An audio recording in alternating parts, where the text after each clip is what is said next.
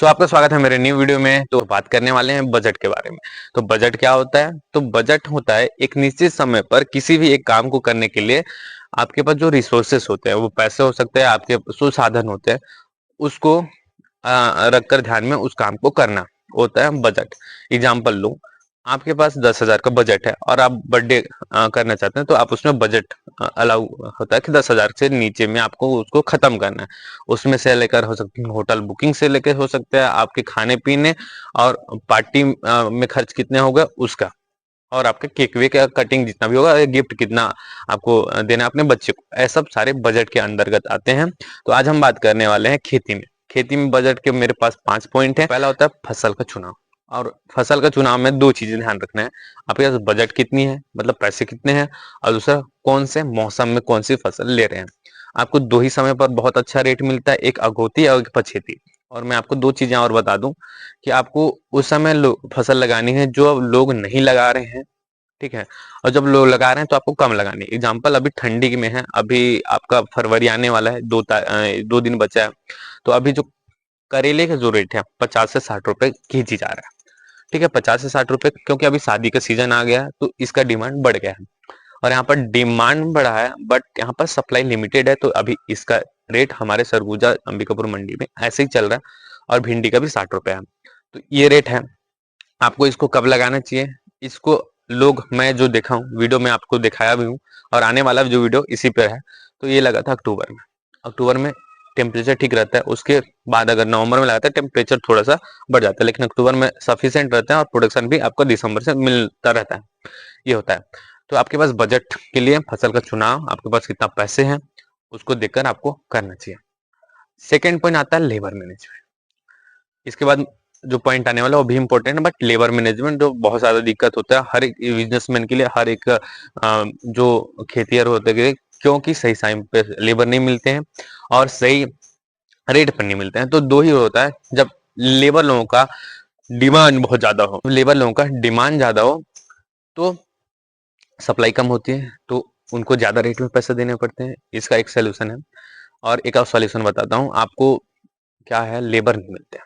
तो दो चीजें, 1 एकड़ या 2 एकड़ का प्लॉट है तो हमको दो लोगों को परमानेंट, या एक आदमी को परमानेंट रखना पड़ेगा। कुछ लोगों को आप परमानेंट रखिए, कुछ लोगों को ऐसे रखिए जो आपको काम आए, और आए तो आप उसको ले लें, और काम खत्म हो तो उनको छोड़ दें। पहला चीज होता है। दो चीजें आपको खेती में हमेशा लगती हैं, शुरुआत में लेबर और लास्ट में लेबर। फसल लगाते टाइम आपके पास लेबर बहुत अच्छे से होना चाहिए, सही टाइम पर फसल लगे तभी आपको सही रेट मिलेंगे। और प्रोडक्शन निकालते टाइम, जिसमें से खीरा एक ऐसा चीज है जिसको आप अगर आज नहीं लेते हैं कल लेते हैं उसको रेट कम मिलते हैं, क्योंकि वो साइज में बड़ा हो जाता है। तो आपको फिक्स क्या करना है, अगर आपका फसल लगाने वाला है, जोताई आपका रेडी हो गया, मतलब आपने जोताई कर लिया और बेड बना रहे हैं, तो आपको 2-4 लोगों को पहले बोलना है कि हम आपको 2 दिन बाद आपको काम है। पहले काम के दिन ना खोजे।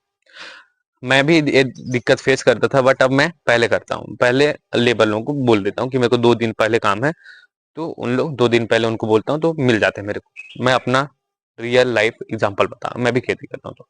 तो आपको क्या करना है, 2-3 दिन पहले आपको लेबर खोजनी है और उनको पेमेंट दे देना है। और ऐसे लोगों को पेमेंट देना जो आपके साथ काम करें, ऐसे लोगों को नहीं जो दारू पी के टल ले रहे हैं, ठीक है, इसका ध्यान रखें।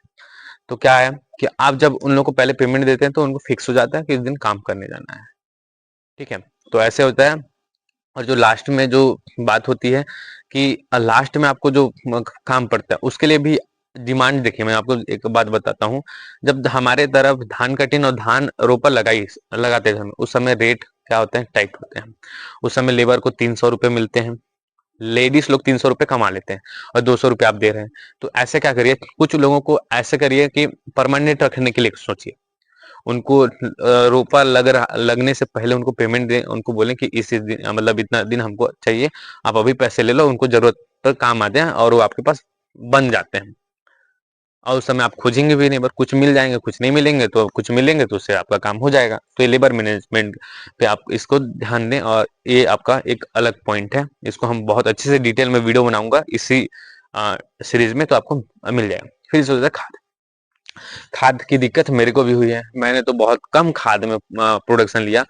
और अच्छी बात यह है, मैंने ये सीख कर लिया, लोगों से बात करके ली कि वो कैसे करते हैं, उनको मैंने कॉपी किया। और मैं बस यही चाहूंगा आपको भी कॉपी करना चाहिए। बेसल डोज कभी भी इतना ना दें कि वो फसल उल्टी करने लगे।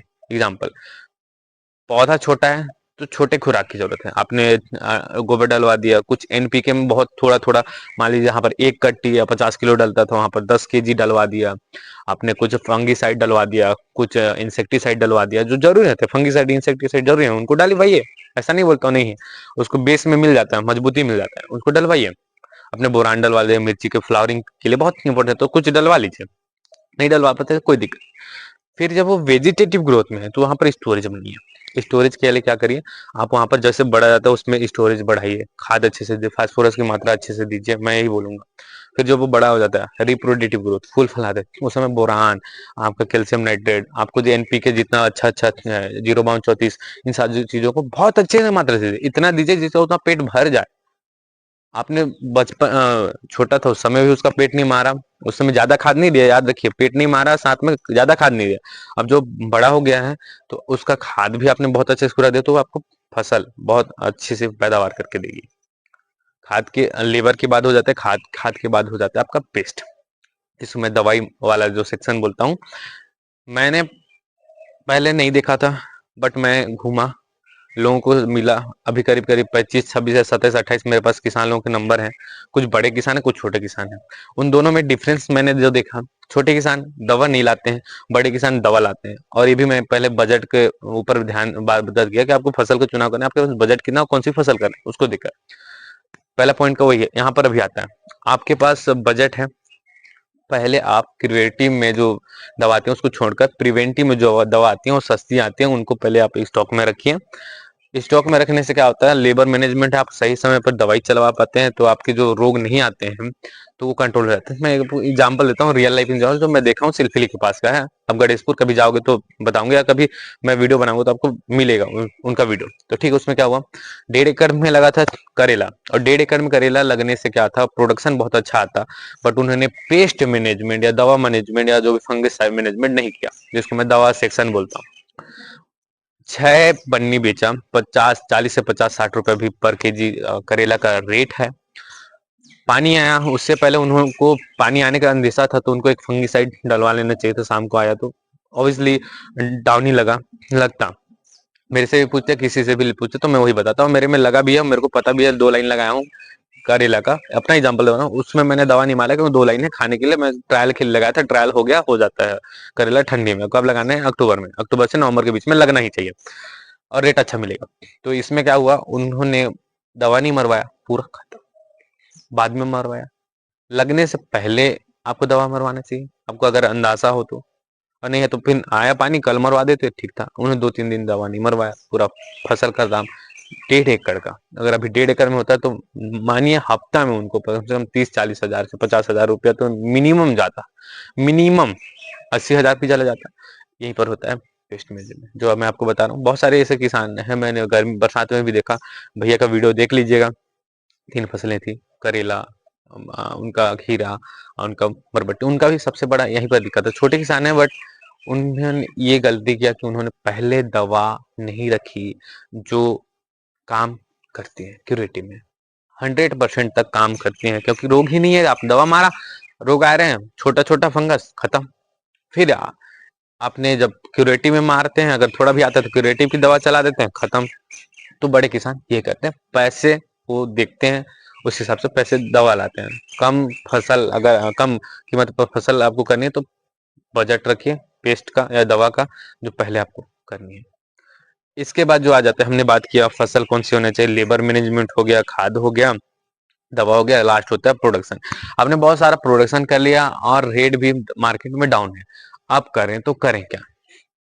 एग्जाम्पल दो, एग्जाम्पल ये है, आपकी जगह पर रेट कम है, ठीक, और जगह पर नहीं। एग्जाम्पल देता हूँ, हम लोग तरफ, मैं अपना एक 2 साल पहले की बात है, मैं 5 रुपए खीरा बेच रहा था, क्योंकि मेरे पास बहुत लिमिटेड खीरा होता था, मतलब 10, मतलब 5 से 7 मान लीजिए मिनिमम, तो मैं उसको थोड़ा थोड़ा करके मार्केट में तोड़ के बेचता था, 5 रुपए किलो बेचता था। वही चीज जब मैं इतना घूमा नहीं था, मैं गया कहीं घूमने गया, बहुत बड़ा प्लाट में 28 रुपए केजी बिक रहा था, वो भी बाहर जाना था, आइजल लोडिंग होता था, समझ सकते हैं, 5 8 7 एकड़ में खीरा था, तो आइजल लोडिंग होता था, 28 रुपए बिका। मैं चौक, गया कि भाई ऐसा कैसे होता है। बट अभी मेरे को पता है, आप किसानों के नंबर लीजिए, आसपास के, आप मंडियों के नंबर लीजिए और मिल के अपना सामान बाहर बेचिए। आपकी जगह पर रेट कम होगा, लेकिन बाहर तो रेट ठीक होता है, क्योंकि बड़े-बड़े सिटीज़ होते हैं, वहाँ पर महँगाई होती होती है। इसके साथ आप क्या कर सकते हैं? आप कर सकते हैं कि आपके बिचौलिए जो आपसे सामान लेते हैं और मार्केट में बेचते हैं, उनका नंबर रखिए, कम से कम 10 या कम से कम 2-3, इतना तो रखिए ही। और मार्केट का भी आपको पता होना चाहिए कैसा रेट चल रहा है। उसमें बेनिफिट होता है, आपको कमीशन नहीं देना पड़ता, ट्रांसपोर्ट खर्चा बचता है और 8 के पैसे होते हैं, खत्म बात। ये सारी चीज़ें होती हैं। आई होप मुझे अगर आप इस वीडियो को यहाँ तक देख रहे हो, तो मेरे ऊपर पूरा भरोसा है, मैं आपको बहुत अच्छे से बता पाऊँगा जो मैंने सीखा है, जो मैंने लोगों से मिलता है, क्योंकि लोग नहीं बता पाते हर चीज़ को, और फाइनेंस के ऊपर तो नहीं। तो मैं फाइनेंस के ऊपर इसमें ऐसे ही वीडियो होगा कि बजट कैसे करें के साथ-साथ आपको कौन-सी फसल चुननी चाहिए और कौन-कौन सी फसल या कौन-कौन से यंत्र नए आ रहे हैं, उसको लेना चाहिए जिससे आपको हेल्प हो आपके खेती में। तो ऐसा वीडियो होगा, और एक वीडियो जो ब्लॉग का मैं अभी पहले डाला हूँ 25 एकड़ खेती का, उसको आप देख सकते हैं। उसमें मैं बस ट्रायल था कि कैसे जाता है,